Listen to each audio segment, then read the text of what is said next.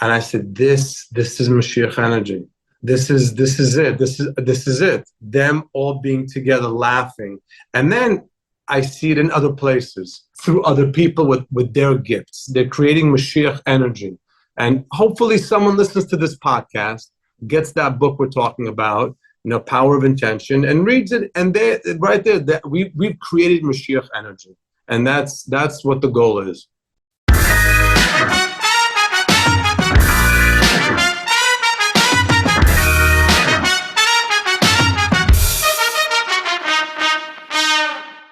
Welcome to the Funny in Failure podcast, a podcast that celebrates failure and shines the light on the emotional side of comedy, with yours truly, Michael Kahan. Howdy, howdy, howdy. Today's chat is a real treat. I love how Modi is for unity, love, and empowering us together. He has a very interesting perspective or outlook on life, which you'll soon hear. We could all take a leaf out of Modi's book. He's non-judgmental and coins the term Moshiach Energy, which is super fascinating to listen to, and how he applies it in his life. I learnt a lot and enjoyed his clear intention, vision, and higher purpose. Okay, let's get into it. Modi Rosenfeld is a stand-up comedian and actor. He was voted one of the top 10 comedians in New York City by The Hollywood Reporter. He's one of the comedy circuit's most sought-after performers. He's featured on HBO, CBS, NBC, ABC, Comedy Central, Howard Stern, and E! Entertainment, to name a few. He's received rave reviews in the New York Times, Time Out New York, and the New York Post. He's also a regular performer at New York City and Los Angeles comedy clubs, but has also become very well known across the US and also across the globe. He is currently touring, so check out the links below if you'd like to see him. He will be in Australia as well. Modi also played himself on HBO's Crashing and Netflix When the Jews Were Funny. He also appeared in several feature films and played leading roles into Waiting for Woody Allen, which won the LA Film Festival, and Stand Up, a feature-length film. Modi also has a brand new comedy special, Know Your Audience, which is hilarious. Links are in the episode notes below. And he also hosts the popular podcast, And Here's Modi. So as you can imagine, we dive deep and we cover a lot, and we chat about Moshiach Energy, great relationships, his brand new comedy special, why June the 26th is a special day, the right fit, leaving room for a miracle, shifting away from negativity, Wayne Dwyer, plus plenty more. Before we get into this epic chat, in case you aren't aware, the videos are now available on YouTube under Michael Kahan. That's Kahan with a K, unless you're listening to it already. I'll still be posting snippets of these chats on Instagram under Funny in Failure, so check them out if you want to stay in the loop for upcoming episodes, or you want to ask a guest a question. I'd also love it if you would share the podcast or share your takeaways from the chat. It really motivates me, helps the podcast grow, and ensures I can lock in amazing guests like this one. And just as a final reminder, the podcast comes out at 3:30 Melbourne, Australian time, with the full video of the podcast to be released the following day. Okay, cool. Thank you. Let's get into it. This could be a great place to start. Can you tell me about June 26th and what it means to you? June 26th? Yes, it's a special day, I believe, in New York. Oh, Modi Day. Yes. Oh, yeah. Yes. How fun. What was it, 2018? I'm not sure. 2018, the mayor of New York City declared that day to be Mordechai Modi Rosenfeld Day. And the backstory of that is, those of you who don't live in New York, during the summer, the mayor's house has every week is a different culture that they celebrate. So there's the Greek week, the Puerto Rican week, Russian week, every week. And that year they were honoring, for Puerto Rican week, they made a day for Ricky Martin. For Greek week, it was Olivia Dukakis. And for the Jewish week, they didn't know who to honor. So the guy who is, the mayor's Hasidic rep, he's the Hasidic guy that's behind the mayor always. Always one Hasidic guy, and he's the liaison to the entire Hasidic community. He said, I have an idea. There's an amazing, funny Jewish comedian. Why don't we use him? the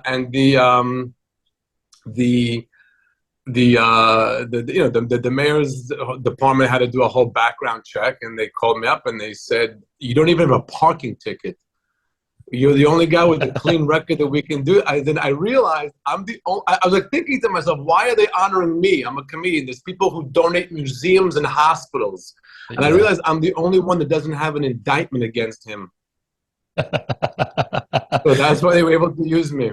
Oh, so because you'd been a good Jewish boy and you hadn't like said anything bad against him, it worked in your favor. Yeah, I didn't have any criminal things with the courts, and it was great. But to be honest, because the guy who's the Hasidic liaison was a fan and said, "There's a guy named Modi," and like in the story of Purim, Yeshno Ish Ushmo Mordechai. There's a guy and his name is Mordechai. Yeah, are you Jewish like that or no? Not particularly. I went to a Jewish school for many years, Okay, but it's it. the lowest form of Jewish education that you could Hilarious. probably get. So did you know this rabbi, or he was just a fan and discovered you somewhere? Like, did you ever I know him from events and from, they came to shows, and he knew me from, I knew him. I didn't know, he's not a rabbi. He's the representative of the Hasidic community for the mayor. It's, there's somebody, when the mayor needs to communicate with the Hasidic community, this is who he goes to. The guy speaks Yiddish, the guy looks like them, he's them. Yep. So he was just a fan. And how did they let you know? Was it an email, someone tell you, get a phone call? How did you celebrate? It was an email. I didn't realize it was as big a thing as it was at the time.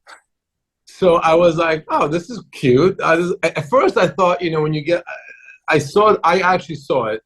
And I thought they wanted me to perform, but I didn't understand what they were even asking. And then my husband goes, no, they're honoring you. They are making the days about you. So make sure your parents come. And he made sure the right people came to the event. And I thought it was like another event at the mayor's house.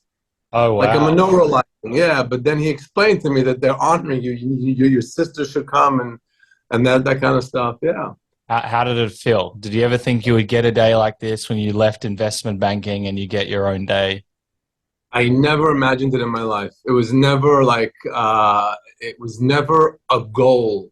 But, one of the people that I listened to, and this is one of the most important spiritual teachers in my life, is Dr. Wayne Dyer. He said, never, your accolades should never be the goal. They just show up along the way. And that was exactly that. I never I want the proclamation of because there's people who really, that's their goal. They really want that verstinkende plaque, but it just happened because of following my dream, and that was a part of it. Yeah. That's amazing. And I want to talk about Wayne Dwyer. I love him, and I know you read a book that changed your life, but I'll get into it in a second. So do you do much to celebrate this day? Because if it was me, I would tell everyone at parties, I'm like, June 26th, throw a big gala. I know you're a modest guy, but Leo, we always just post on the day. We post the video from the day, and it's more to remind me than to the whole world. But it's yeah, we post the video of it, and it's fun. It's just we don't celebrate it like we all go to dinner or something. It's just it was that day. Yeah. And when you're saying remind that you got this award, that you're on the right track, that you're doing something good, all of that. Yes, exactly. It lets you know, here you go. You don't forget you had this day. It was fun, but we don't, that wasn't the end goal. And in terms of the accolades, a lot of people, and I know you've spoken about this before, and I'm very interested to hear, a lot of people, and there's no judgment whatsoever, I've done this before, but often when we make career changes, or even in career, we want the awards, we want the fame, and there's nothing wrong with that. But it sounds like you've made a bit of a twist in your mind that although these are nice, it's about doing the work and the love and the joy that you get from that. Was there, in one of the articles and podcasts I listened to, you had a shift with your ego, and how when you first started comedy, it was more about ego, and then you made a shift. I'd love to hear a bit more about it. I don't know. You mature. So obviously, when you start doing comedy, and when I was young, it was about ego. What spots can I get? Where can I get? Where can I perform? How come they didn't pass me here? How come I didn't do that stuff? And then you begin to realize that the reason you're doing comedy is to help other people, and you realize that, and then you see it, and you get emails and DMs from people saying that it's really helped them, and especially now with my comedy special, that we released, Know Your Audience, people sending me letters like, Nice. more than one letter came that my father or my grandmother was in hospice, and this was the last thing she saw before she passed away, and she was laughing and having a great time, and that just like that's better than a Modi Rosenfeld day. That's the reason, and then things just come along with it. Thank God.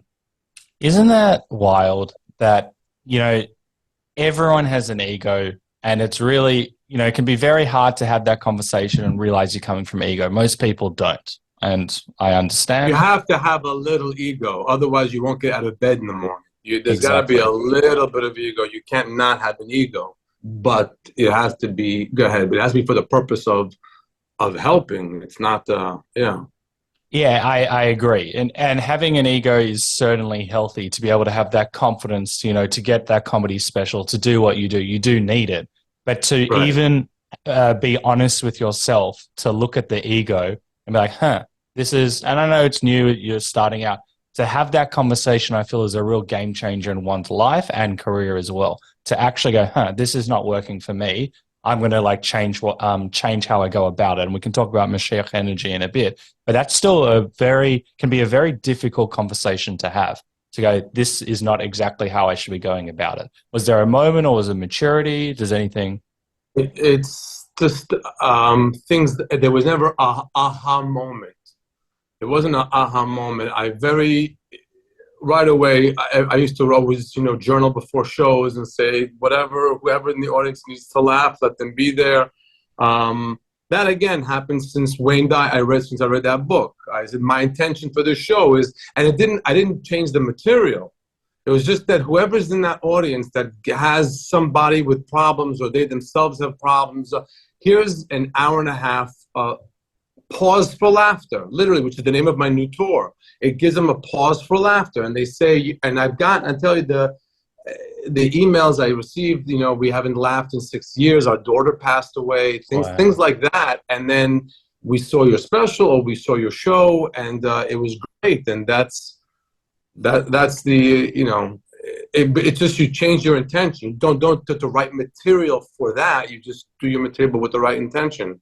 I agree. In intentions, everything. We have similar intentions, which I want to discuss in a bit. But you mentioned Wayne Dyer a few times, and I know you read one of his books, and that it sounds like it kind of changed things for you. How does one find a Wayne Dyer book?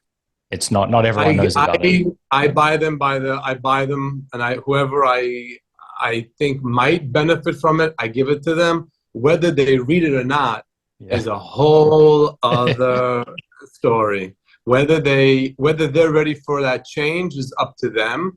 And it doesn't have to be Wayne Dyer. It could be any book that somebody says to you, hey, maybe this will help you. And you read, and if you're open to it, it helps you. So could you explain that to me? When I started reading him, and I believe he was a collaborator with Louise Hay and all those people in that world, I'd be like, you have to read this book. It's going to change your life. And I had so much. Yes, exactly. No, you can't. You can't. You have to, opening acts I've had that were like struggling. And I say, here, this book might help you. Or I've sent it to somebody on Amazon, or I've sent it. And it's, if that person they have to be open to it. You cannot. You have to have, a little opening in you. You can't just force it on somebody. I agree. It's taken me many years to learn that lesson. After so much, read it. It's going to change your life. And always led with empty stares or blank looks. Where were you when you found this? Has this always been a part of your upbringing, or is this something you discovered on your own? I was in LA. I forgot what the year was. I had an audition for the Leno show, and it went really bad. And then I I was with a bunch of people. We were in Malibu, and someone asked me, "Oh, what are you doing in town?" I said I had an audition. It was awful. It was horrible. There's no way I'm going to get it. And she said to me, "Isn't it exhausting being negative?" I said to her, "It absolutely is." And she said, "Here's a book you should read." And she gave me one book. It wasn't that book, but it opened me up to more. I was like, "Oh, wait, it might be easy to just not be negative." And that's when that happened. I forgot the year, but it was a while back. Wow. Yeah. I don't think you realize how impressive that is. We all go through negativity. Some people go more into victim mindset, and I get it. We've all Right. been there. And that can be, when you're in it, that is hard. You're sucked And in it. it's reinforced and reinforced. And, there's like, so thank God, I have a touring life and I love it. And I love hotels and I love the backstages and I love it. But we do television stuff too, and you pitch, and then I hear my agent and my manager and the publicist and the writer, and no one's buying anything now. And then they build the story and they build the story, and no one's doing that. And this isn't that. I'm not going to get on the Zoom and say, guys, can we just, what do we, and no one's buying now. And it's a Jewish theme, so that no one wants to hear it. All I want to do is say, please, let's just say no, and not like give it all of that energy of no one's doing this and no one's doing that. I tell my touring agent, whenever we say, I think we can sell this out or not, so I go to him, let's put the offer in with whatever it is, and I always tell him, leave a little room, like the size of where you put the thread through the needle, just that little room for a miracle. That's a Kabbalistic thing, I just said, just leave that. Yes, here we'll do this and we'll plan that, and we'll use a smaller theater, but let's leave just a room for miracle, and that's it.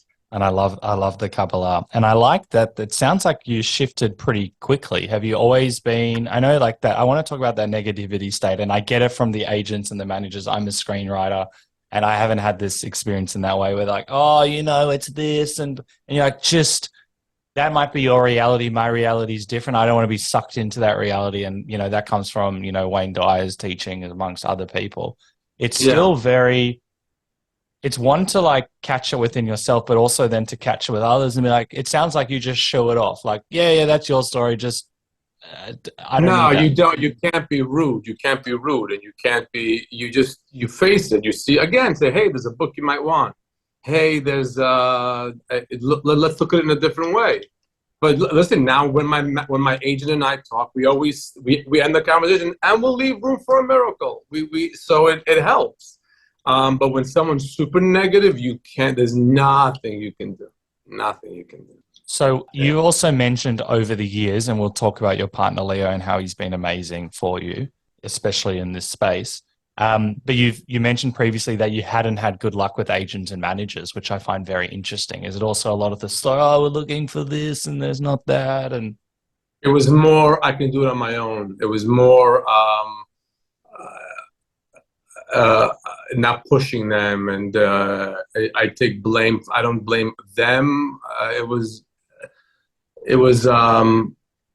It's just that they weren't the right fit, and then the right fit did come, and I literally I prayed for the right representation.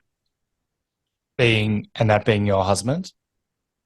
That's the CEO of the company. Yeah. Then you have the agent, the UTA, and they book me and whatever auditions are out there, and they keep an eye on everything besides the comedy too, So, but that is the representation. Leo made sure we had the right agent and we had the right publicist and the team, and so that's that can be really hard because a little bit when I do screenwriting and I almost had a TV deal. I've spoken about this 1,000 times, and I was about to get my TV developmental deal. I've been working on this script for a while, about to have this opportunity, and I realized the fit wasn't good. but I'm also blinded at the same time because I want to get this show made. The livelihood, there's money, it's career, ego, everything. And it can be really hard to realize, luckily I did, that for something to be a success, you need to work with the right people. But often, and especially in this field, we think, we've got an agent or a manager, who cares? They're going to look after me. But I think it takes a maturity and a holistic thinking to realize that trust is the name of the game. You can have an agent that isn't, inverted commas, as big as the other agent. Yeah. What you're talking about, so this is another level here. So Leo is my husband, and he's a partner in the business, the show business. He's a 50-50 partner in this business. You have an agent or a manager that maybe they're crazy about you. Maybe you're killing it on a level, I'm sure, that the Chris Rocks and the Kevin Harts, whoever they have, is only theirs. But at a level where you have to share the manager with other people, they're not going to be fully invested in you. They might believe you, they might make a phone call to, but you have your life partner and your business partner are the same people. It's a different game. Yeah. Still realizing that, and not coming from like fear. There's so many people we've had on this podcast, and there are obviously good agents and good managers that can somehow balance it well. To realize that things aren't the certain fit. Sometimes like, I just need the agent, I just need the manager, Who cares? And it sounds like you've had that awareness where you haven't been so attached to that, realizing that overall, for the longevity of your career, you need the right people. Has it always been like that? Yeah. Yeah, you need. Yeah, yes. And if it's the wrong fit, then it's the wrong fit. And have you been able to identify that early on, or has it been more when Leo's come and you've seen kind of the light in that regard? He taught me a lot. He sees when something isn't the right fit and the right people. He right away can smell it out, much more than me. And he, but when something doesn't work out, I'm like, okay, so let's say a date in a theater or something like that, then there's a reason that happened. It's fine. An audition or something, okay, there's a reason that happened, and let's leave it alone and let's move on, and then the right thing will happen. Yeah. Before we get more into Leo, you said something which was really interesting about how you had the audition with what was his name, the Leno. What happened? And it sounds like a bit of a catalyst for change. It wasn't the right. I've auditioned for those the late night sets. When you do those, I've never done any of those. I've never in my life done any of those. I'm surprised. I'm a comedian that has bought homes and done shows all over the world, and I've never had a 4-minute spot on any of those late night shows, because it's a special 4 minutes, and they hover it down, and there's somebody who's not a comedian that's telling you how to do it before the shows. So you give it a chance, you send the video, here's my idea, and it didn't, and so I stopped looking for it too. I also don't audition for that. It's not a goal. It's funny, in New York City, there's a comedy club called the Comedy Cellar. Yeah. It's the #1 comedy club in the world. I can't tell you, this whole week I was in town, I did shows there every night. It was amazing. It's amazing. It's just and when comics get passed, when they go through the process of getting passed, it's a very hard process. And there's comics that their only goal is to get passed at the cellar. So I always tell them, your goal should be a bigger thing, and then that'll happen within its own. But so it's Isn't it? It is. It's an amazing club, and there's so many brilliant comedians there. But isn't it amazing? Someone with we've read out your resume at the start, toured all around the world. You're coming to Australia, which we'll talk about. Career 30 plus years, a great comedy special, all of this, and then you haven't had luck in one regard, like Jay Leno and all of that stuff. A younger comedian would view that as like the success. And this is what we have to do. And now, obviously, with time, you realize, no, that's not an avenue. That's not the right avenue for me.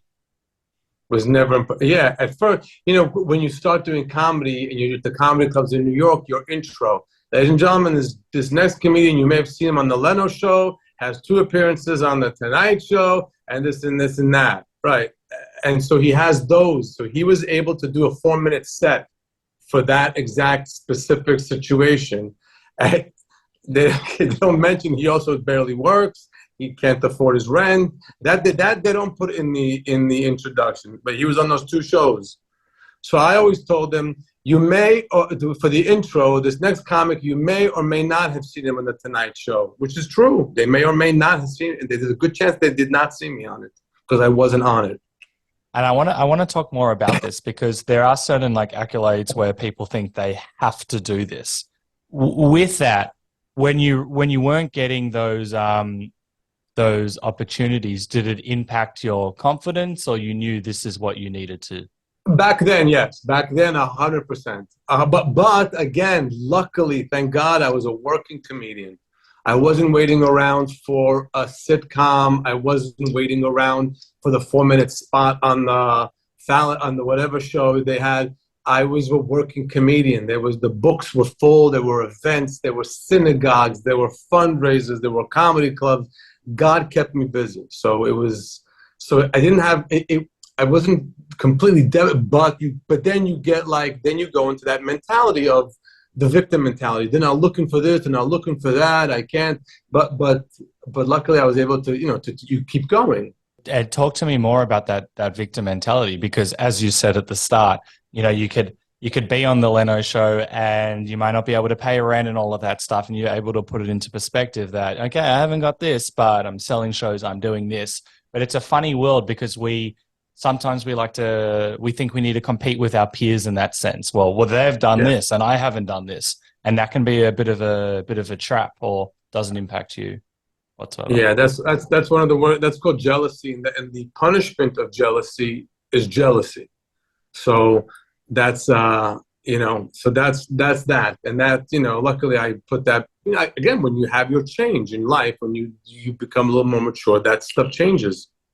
Can you speak more to that? It's, you've obviously directly... The whole first part of the show, we spoke about that. So that's before I had the Wayne Dyer change and, and all of that. That's back then.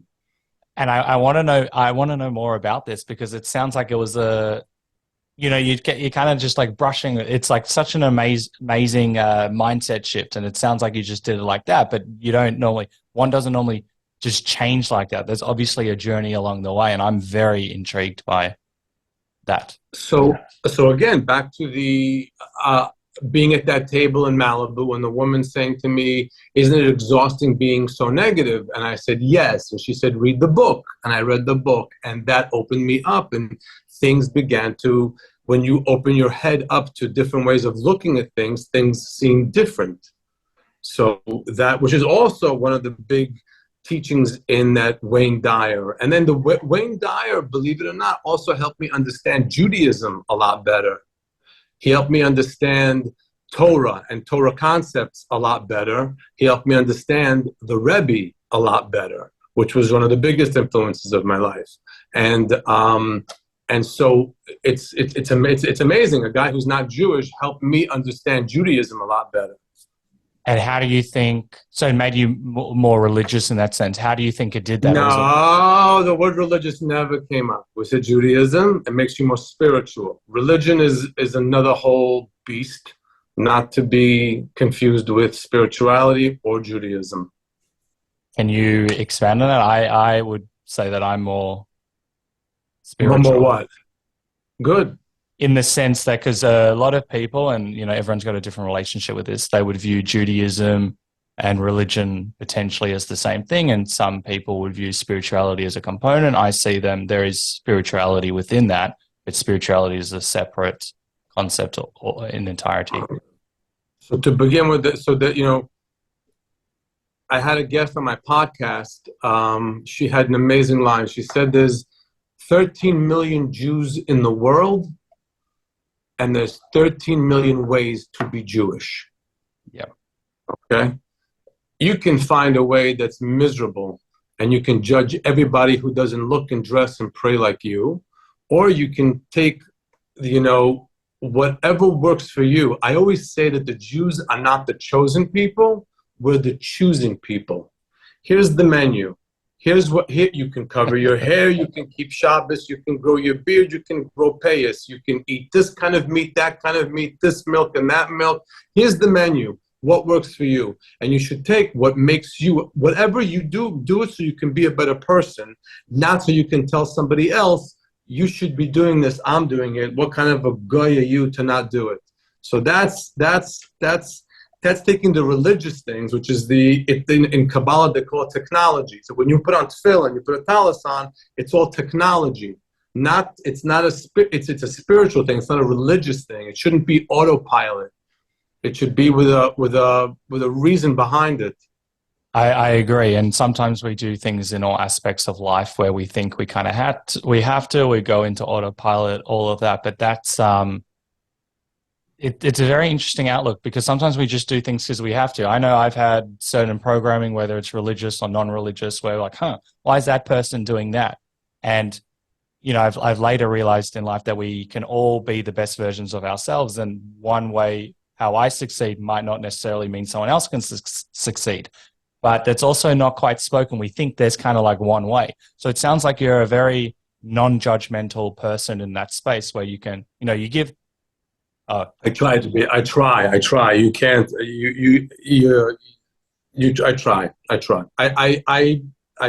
I work on not being judgmental.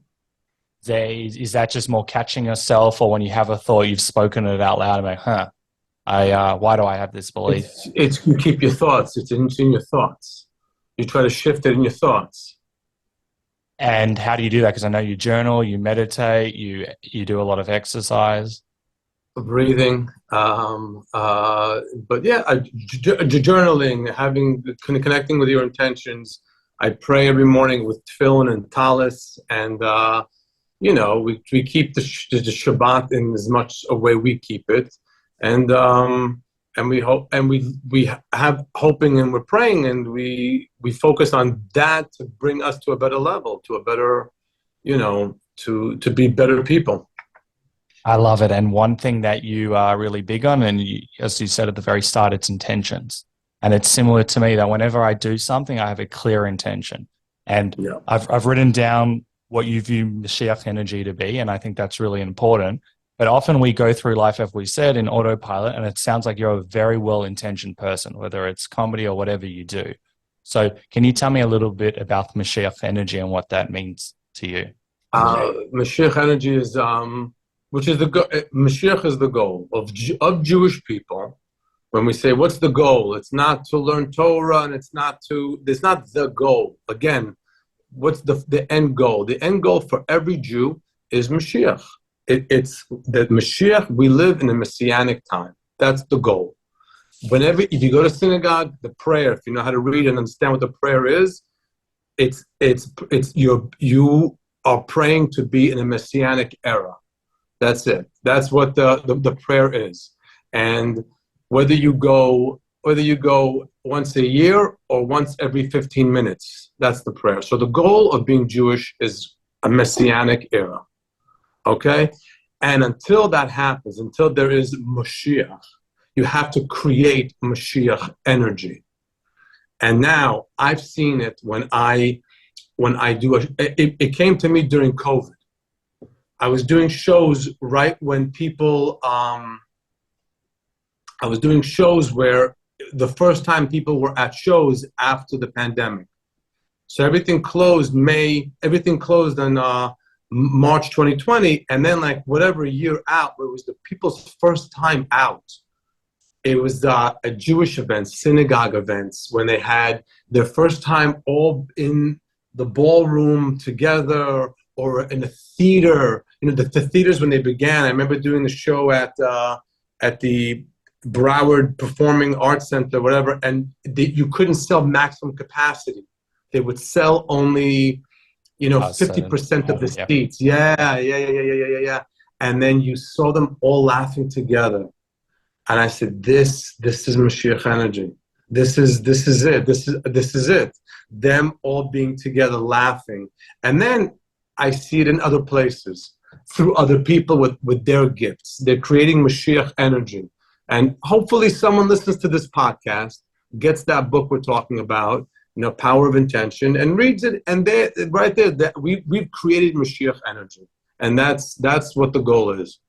And for non-Jewish people, it sounds like as well adding Same thing. Same. Yep. I don't know what they call it, resurrection or coming back, or I have no idea what the Muslims call it, but I'm sure they are looking for a better world as well, and it's across the board. It's across the board. And Mashiach is, when you study about Mashiach, you see that the Jews and the Goyim, they work together. That's Mashiach energy. Yeah. I'll also add to what I've heard from what you've said as well. It's about bringing love, connection. We can all rise up together. And what I've also noticed in your comedy, and I know you've got another character as well, Yoeli, I've forgotten the name. Yoeli, yeah, the Hasidic character. And what I've noticed, which is what you're saying now, is you're all about uniting us, not dividing us. And that can be very easy. There's a lot going on in the world. We feel this way. We want to be this way. And I'm sure you've got your thoughts, but your intention is so pure and so clear that you always come back to, no, let's rise together. And 100%. Yeah.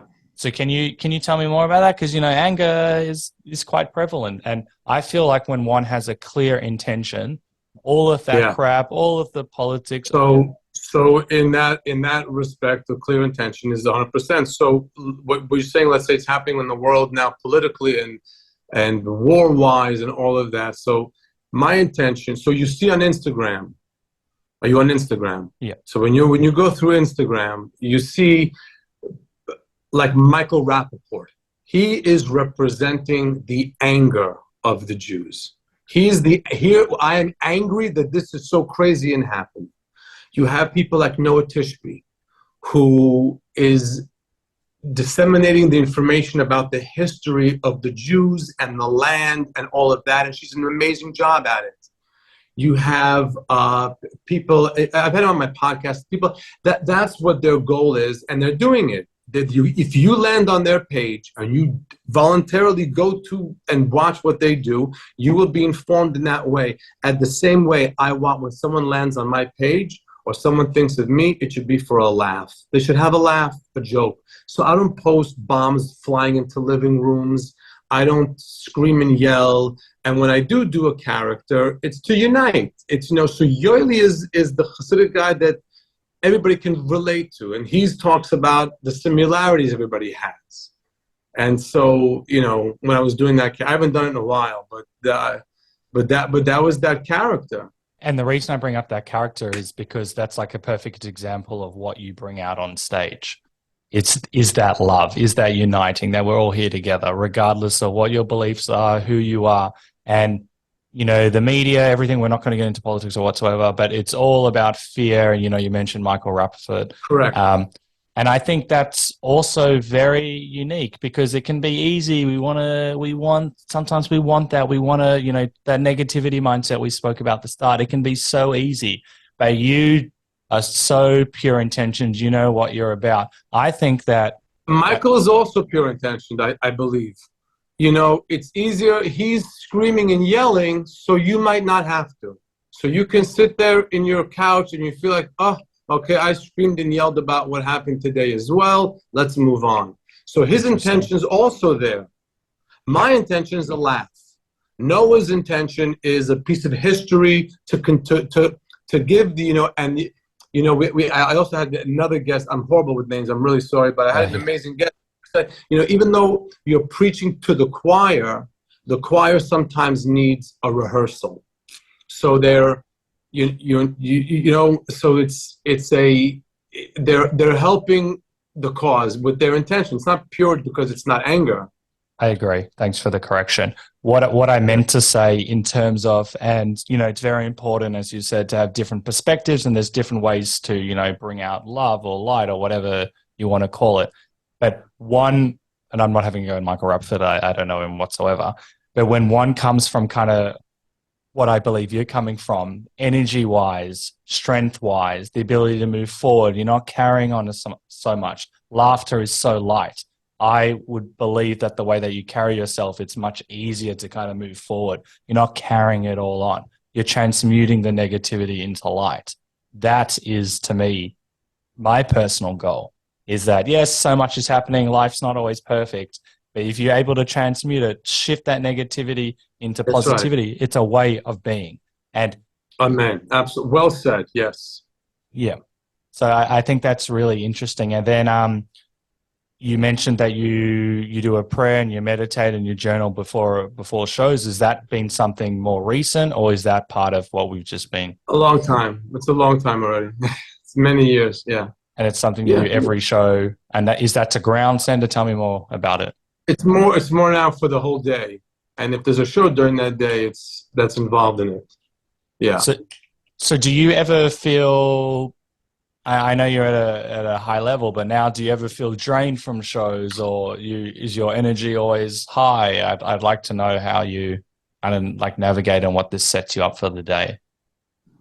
The day depends on what's happening. If we fly in the day of the show, if we have the opportunity, we go to the day before the show, and I love to exercise before a show if we have time in the day, and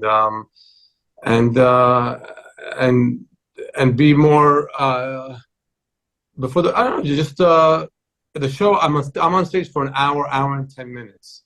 Yeah. So exercising, doing a workout before helps rather than hurts. You've pumped up already. You're already going, and then you go home to the room, shower, maybe take a nap, or schwitz, steam or something, and you go and you do the show, and hopefully the audience is on fire and great. I love that, and even to do exercise in the day of the show, that shows that you're quite driven in that regard, body, mind, spirit. But what I was alluding to before is from a yogic perspective, that when you're well intentioned, and obviously life happens, there's highs and lows, but when you're well intentioned, you're able to navigate the certain thing a lot easier, and you're more energized, you're more able to deal with it, you're more regulated in that sense. So I think that's what I'm trying to get, is more this way that you are, this way of being, it allows one to just move more forward. It's kind of like Neo with the bullets. The bullets come, you can see it, you can feel it, but you can say no to the bullets. So I find that really, there's obviously a lot more that you've been doing, because it's, I want to hear a bit more. You've got this daily practice. You've obviously got a great partner where you can talk things out. There's no way that I know you said you've made shifts. I want to hear more about this winning mindset. I don't know. This is just it's a lot for, I don't know. I can't, if somebody listens to this podcast, let them take away that they should read Power of Intention. Let them take away that they should have their intentions to help others, and everything will come together. And whatever I do works for me. It's not going to work for somebody else. It's not going to work. What my journaling before a show or working out before a show might not be your thing. Maybe some guy calls his mother before a show. Maybe some guy calls, this is my routine. I speak to that, I'm very fortunate. I have in my life Rabbi Yokel Gross, Rabbi Yisrael Gross, who's the eldest living grandchild of the Kerastir Rebbe in Hungary, a big rabbi from Hungary that over 100 years ago he passed away, and this is his oldest living grandchild. And I talk to him sometimes before a show, if it's before, and I get a blessing from him. He gives me a blessing. So that's always a good thing. And so that's a part of the daily routine of a show. And sometimes even I'm backstage, I forget to call him, and for some reason he calls me. So it's a very special relationship I have with him. How did you develop that? And do you sync calendars where he knows when a show's coming? No, he knows. When you're a Rebbe, he knows. He goes, I have to call Moni now. So he calls. Or, his daughter and me are best friends. His daughter and I met in Boston University, and we became friends right away. And she introduced me to her father, and then explained who the family is, and all these years I've known them. And then in the past, I would say 5 years, I kind of began to really even more, began to see him as a Rebbe, understand whether he's really a Rebbe, not just Dina's father.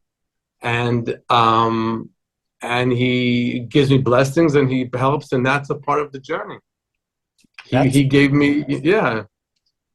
Is it when you say he just knows, he just intuitively sinks into you? Is that what or he knows you so well, he knows your life, You have a relationship with him that he knows me, but he knows. But sometimes you feel like I have a feeling now I should call Modi. So he calls me, and it's exactly what I need to hear from him. It's 10 minutes before a show. He says, Hatzlacha Gedoyla, have big success, and I go on. And it just, things like that happen with him. So it's very nice, yeah. I'm glad that you have that. And for people that don't know what the Rebbe is, I didn't even know until, in the last few years. I didn't understand the significance. So how would you describe that for the people that don't know? Of the Rebbe, the Lubavitcher Rebbe? A Rebbe. Yeah. You have you have a rabbi who's your rabbi of a synagogue, and he's for day to day, and then you have a Rebbe. There's a guy that's a little, I don't want to say connected, but he's got a little more connection with the upper worlds a little bit, and so to have them praying for you is a big schut. It's a big it's a big merit to have that. And is there? Sorry, go on. No. And everybody should know about the Lubavitcher Rebbe. Anybody Jewish for sure. And if you don't know what we're talking about, find the Chabad house in your neighborhood and go speak to the rabbi there. It'll be a very fun, interesting conversation for you. And is there anything that springs to mind what he's taught you? Like any lessons? The one that you have already forgotten his name, the Rebbe that you're good friends with. Every day I learn something from him. Every time we speak, I pick up something from him. Yes. That's nice. Very nice. It's nice that you got that, and talking about surrounding yourself with people. Not everyone's the right fit, and you found something because you're smiling the whole time. To have a relationship where you talk about someone is in a positive way is one thing, but you've been smiling the whole time, so it obviously inspires you and elevates you in that sense, and that's so awesome that you've found that. Yes. And also talking about people that inspire you and help you is your husband Leo. And you mentioned at the start that he's also been a game changer in your career. And one small snippet in that your career, obviously you've been doing it for so long, but it grew up in terms of social media as well. And I'd love to know how. I don't normally talk about partners, but because you guys work together, I feel it's appropriate. But he's elevated you in so many different senses. I'd love to know what he's kind of brought to the career. I met him when I was I'm a comedian. He moved in. He had a job. He had a business before COVID, and during COVID, when we were locked in the house, and he always knew about my shows, and he came with me to shows when they were in fun places, but he wasn't involved in the nitty-gritty of comedy. And then when we were in COVID and lockdown, was very fortunate that he was able to sell his business to a company that was acquired by a bigger company. Whatever shifted during COVID, it was a great thing for him. And he's home with me, and he's a problem solver. And he looked at me and he goes, here's the problem. You don't have enough followers. You're not putting out videos. You don't have a good agent. You don't have a this and that. And he began to organize all of it. And I went from 7,000 followers to 340,000 followers, and then selling out shows. He goes, you should be doing things outside of the Jewish world, and began to book shows, and that all happened, and we were doing the clips, putting all those clips out during COVID, the 2 characters I was doing during COVID, and that's how the game changed. Isn't that so nice? Not so much the comedy had changed. Obviously, you've grown over the years, but you meet the right person. And this is one of the themes of this chat. Similar with my partner, on one of our first dates, she's like, you're not doing this, you're not doing this, you're not doing this. But she was coming from love, similar with Leo. And I was able to hear it, and I've made big shifts in my screenwriting and the podcast. And it's so nice that you have someone, and that's what elevates. I always thought, for example, with writing, you have to write in a vacuum. I don't need any help. I'm the best. Well, I never really thought this, but you know what I mean. And then you just meet someone that can kind of tap you on the shoulder and come from, that loving, whatever you want to call it. And it just elevates everything. I'm also impressed because, we're talking about trust, Jay Leno, for example, previous agents, and you meet someone and relatively quickly, you just have the trust in the person. I think that's also a credit to you to be able to recognize that as well. He could be the best partner in the world, but you might not want to mix that with your business as well. But you also just had that trust and knowing that you'd be okay. Having trust isn't always a good thing. You have to also be having Skeptical. trust open. You have to be. You have to. Yeah. You have a chush, of a feel for it. Absolutely. Yeah. But Leo, I thought right away he was the right person for me, and then it ended up I was even more right. You know, with the comedy and the work. It You know? isn't that still like kind of remarkable because, you know, this is show business. You've got people that, you know, as we said, oh, it's not the right time. It's not all this. You can be scarred, you can be jaded, but you still you trusted it. And this is a game of trusting your gut, which is obviously something you would focus on or be aware of, I would believe. Yes. You trust your gut. You have to. There's nothing else you can. What are we gonna? But You trust in God. You trust in God. The Lubavitch Rebbe said, "The look on the money. It says, in God we trust." In American currency, it says on it, "In God we trust." And he makes a point of saying it doesn't say God. In God we believe. In God we trust. So you trust in God and you hope that this is whatever relationship you are is a sacred relationship, whether it's a relationship with your husband, wife, or doorman. You want it to be this is a special relationship, and sometimes you get it. Sometimes yeah. no, I was just going to say that's, you know, it's easier said than done to just trust because, you know, we can make bad decisions. We can be not vengeful, but we can be upset that we've, you know, I thought we were going to go the right way. And it sounds like, I think when you're able to get into the trust, that state, it's a lot easier. So you're able to recognize mistakes and move more quickly, or is it more this is part of the divine plan? I've got this. I'm making the best decisions. No, being able to make the mistakes is and knowing you've made them, and and making the move. We hired a publicist that was the wrong fit. We figured it out right away. We changed. You don't, stick. But that was something Leo figured out. There's you have to make adjustments. Different people come in and come out at different times. I agree, and that's like what a good CEO is supposed to do. Not necessarily create the vision. Oh, sorry, you create the vision and then you get the right people. You don't necessarily do the ins and outs. So, correct.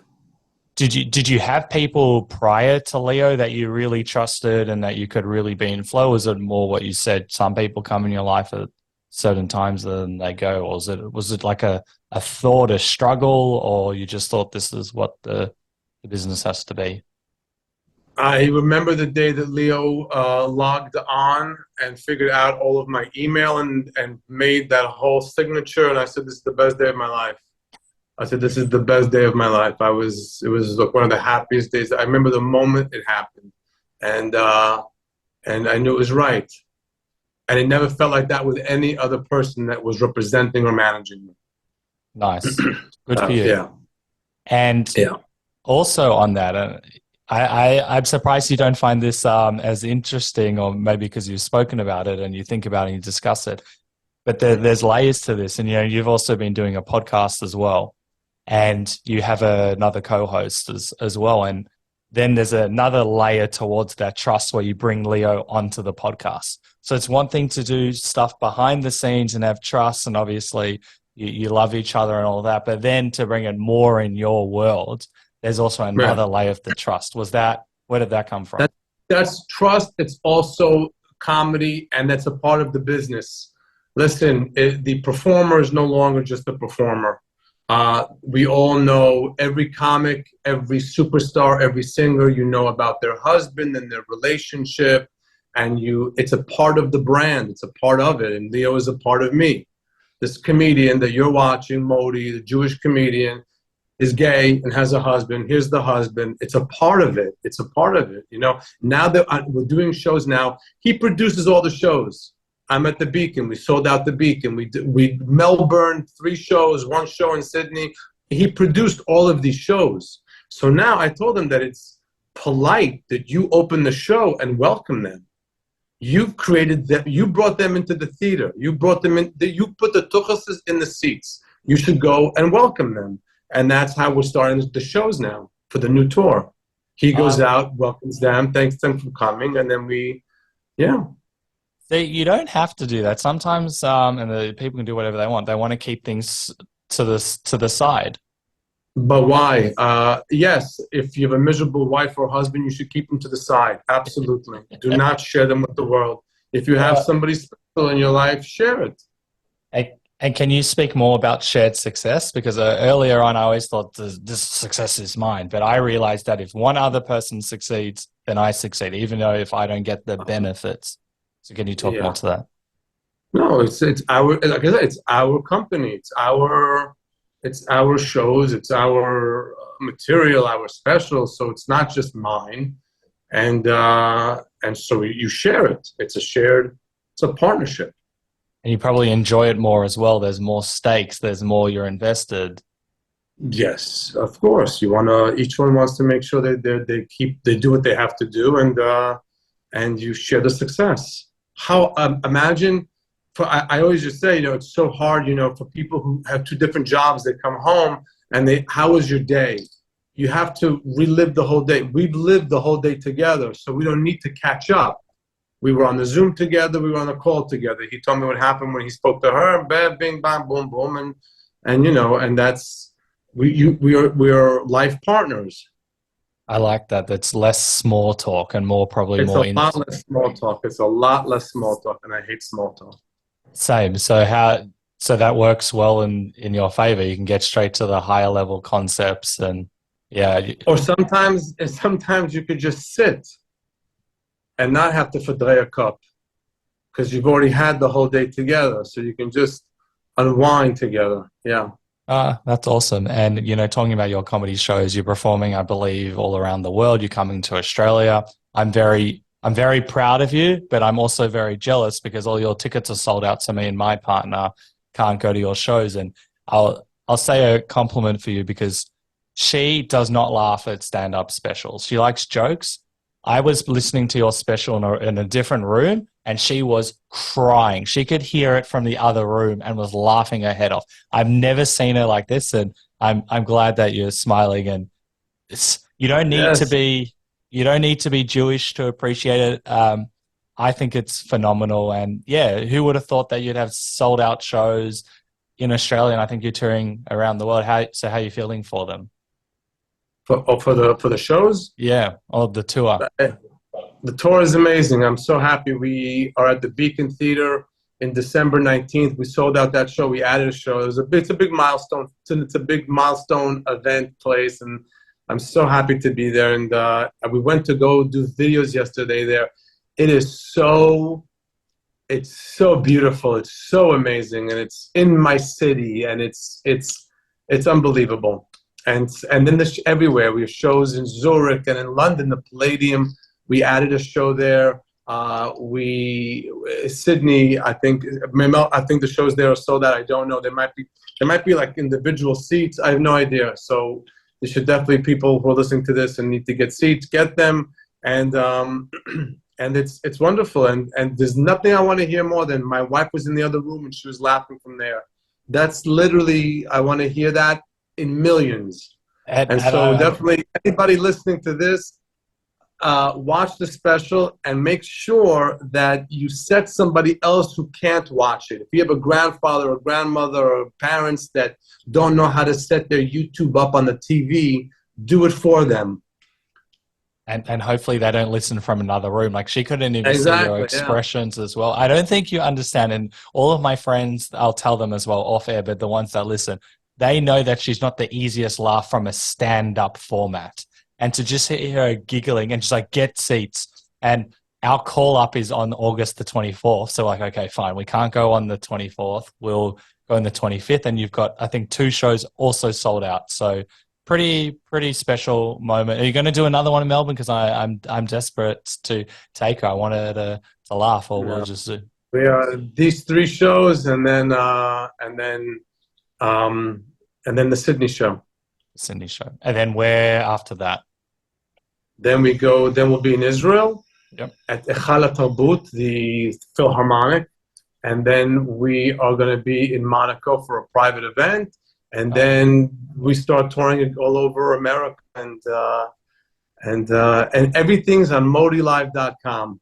Everything's on ModiLive.com, and the Instagram is Modi_live, and you can find out all this information. And YouTube and Amazon, know your audience. That's the special. And get, like I said, be the friend that brings the friends to the comedy show. Always buy a few extra tickets, and so when the show comes, they're looking for you, and you can invite them, and you create Moshiach Energy by bringing your friends to laugh. It's better than taking them for dinner. I agree. And that's it. And that's it in a nutshell. I'm heading now to Long Island to have dinner with my parents. Oh, nice. And that's it. It's a good quiet week in the city. Quiet. I like that it's quiet. Got all this tour and that's quiet for you. And you're right, laughter is the best medicine. It transmutes what we're feeling. You gave some of the feedback before of how people haven't laughed, and just a good laugh can kind of just in that moment change everything. And I love that you're living in your purpose. How does it feel to have a special out? I believe it's taken 30 or so years. Why have you decided to, bring it out now? Again, it was Leo organized it. Leo produced it. He directed it. He put it together. He found the right. We had a different agent. She went somewhere else, but she organized before all the right people came into the right place, and it happened. You need help. It's not. That's why it never happened before. I agree, but you're probably seeing a lot of your peers, and we've spoken about jealousy. Had you tried many times, and then because of the agents and whatever, you realized this is too hard? What was kind of the relationship there? Oh, I don't know. I mean, this is the one that it happened with. This is who it's with, and what happened in the past was, like I said, I never had time to focus on what didn't go wrong because I was always working. And if you're an actor and you're auditioning, you didn't get the audition, you're sitting home devastated. Devastated. What am I going to do? Am I in the right field? What should be my sign to quit? But if you have a show that Friday, you have a show that Saturday, you're going to be here on Sunday, traveling on Monday, you don't have that much time to think about what's going wrong. But still, because you're saying that, and as we said, there's no one way to be successful. That is also a marker towards inverted commas success. So I applaud you. I know you found the right team with Leo, that you've put it out. So what were the nerves like? How are you feeling? You're obviously proud. What does this feel like? 30 years in the making, in the sense your comedy's grown heaps. How does it feel knowing you got all these comments? You put in a lot of effort. Your comedy's at a very high level. What's the feeling? Blessed, very blessed. If I had to use a word to describe the feelings, it's blessed. And with the nerves, what's it like when you get it out? More excitement, the whole. It's exciting. In my mind, I think everybody's already watched it. Then the whole special itself doesn't have so many views, but clips of the special have sometimes 11 million or 9 million views. So I focus on that, not the fact that the whole thing hasn't been watched, or I don't know how it does on Amazon, on YouTube. I don't even look. I don't even know how many views it has on YouTube. That could be healthy. Yeah, that's not my fault. I know I hear feedback. Somebody told me that the wife that doesn't laugh is in the kitchen. This one's grandmother's dying. She saw it. So I know it's what it's got to do.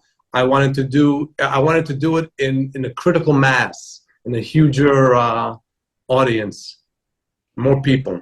Agreed. And as I said, it's great. And I know you don't like to talk about your process, but I'd love to know a bit about how you have discovered your voice. A lot of comedians, I've had so many comedians on this podcast, and it's been, for a lot, a grind of finding your voice. I can see with your eyes rolled. But with you, with you, it sounds like the voice. When you start doing comedy, I began doing comedy. It was very over-the-top characters just to get the laughs. Yeah. Then your voice begins to develop into a very Jewish voice. It's literally seeing the world through the eyes of a Jew. And those who aren't Jewish, it's a portal into the Jewish world where you can see through laughter and pride. So that's the voice, and it's the Jewish voice. It used to be Jackie Mason used to be the Jewish voice of comedy, and that was back in the day. The older guy with the heavy accent, and he made the jokes on da, and that's how he spoke. But now it's it's evolved. It's strong. It's proud. It's gay. It's Israeli. It's Sephardic. It's Ashkenazi. It's Hasidic. It's all of these voices are in one. And so when I do all these voices, it's the voice of Judaism, and Goyim love it. Always be true to your audience. Be true to your audience, and the rest will follow. I agree, and and also just on that, I know you don't watch Curb Your Enthusiasm or Seinfeld, but more, there's Jewish humor, but you don't need to be Jewish to appreciate those shows, and so I get that vibe also from how you do your comedy. So it is for everyone as well. Before we go, can I just ask 3 quick rapid fire questions? Sure. Perfect. What excites you most in life? What excites me most in life is hearing stories like my wife was in the other room laughing at your show. Any advice you want to give to people who want to try something different or new, but perhaps a bit fearful of doing so? Do it. You just have to do it. Maybe start small, like a little bit of it. Try it here, there, and develop. But definitely try it. Do whatever it is. Try it. Cooking, speaking, singing, dancing, whatever it is. Try it. Why did you create the Chosen Comedy Festival, and what is it? We had it's not now. It was a comedy festival that we did in New York City, LA, Miami, and again in New York, where we sold out huge venues. Every type of Jew in the world came to. It had a Jewish flavor to it. It was Jewish comedians, and it was a big success. Me and Ilan are both touring now, so we're so busy with the touring that we don't have time for this. Something like it might be coming up again. As of now, we are just individually touring, and so that's what it is. But it was an amazing Moshiach Energy just to be in Brooklyn in an amphitheater with 4,000 Jews of every age in the world, from 8 to 80.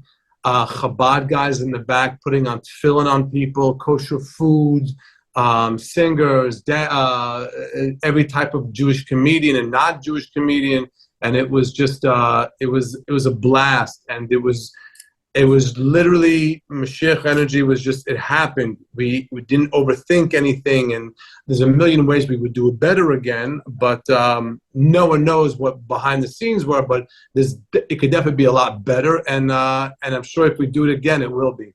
Awesome. Congratulations. Last question before I ask how people can follow you and keep up to date with you. What is the one question I should have asked you? What's the question you should have asked me? Let's see. I have no idea. What I don't know. You asked so many questions. They were so good. They were so thoughtful. It was very good setups you gave me. And it seems like you knew kind of where I was going to go with everything. So it was a very good interview. Thank you. I appreciate it. And that means a lot. That's great feedback for me. Thank you.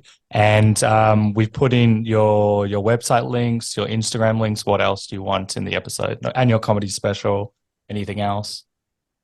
I think that's it. That's it for us. Thank you so much. You have a contagious viewpoint on life, and I love it. This has been great. And yeah, very excited for your shows. Thank you very much. All the best. I love how Modi brings up Moshiach Energy. It is so nice and refreshing to hear how he's all about uniting us, connection, creating a better world through positive intention, and using comedy and humor to bring about a positive shift to the planet. My takeaway is intention is key. It helps in cultivating a fruitful and loving mindset, guiding our daily actions and decisions, which not only create a more fulfilling life for ourselves, but also a better world for the masses. So I'll leave you with this epic quote. Our intention creates our reality. Wayne Dwyer. Thank you for listening to the Funny and Failure podcast, exploring the deeper side of comedy.